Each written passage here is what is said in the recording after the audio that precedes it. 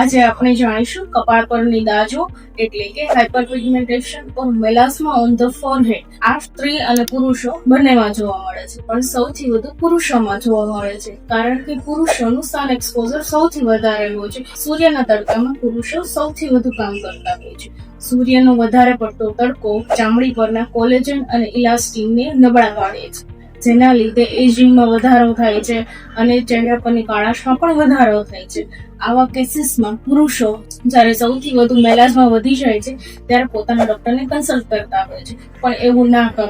જ્યારે પણ ચહેરા ઉપર થોડી થોડી દાજો જોવા મળે છે કે થોડા ઘણા ચેન્જીસ જોવા મળે છે, તમારા નજીકના ડોક્ટરને કન્સલ્ટ કરો. હવે આવું ના થાય એના માટે આપણે શું કરવું જોઈએ? તો કે રેગ્યુલર મોઇશ્ચરાઇઝર અને સનસ્ક્રીન યુઝ કરો. બીજી વસ્તુ કે તમારા ચહેરાને ઓલવેઝ ઢાંકીને રાખો જો તમારો સન એક્સપોઝર ટાઈમ વધારે છે, કારણ કે મેલાસ્માનું સૌથી મોટું રીઝન છે સન એક્સપોઝર. Thank you.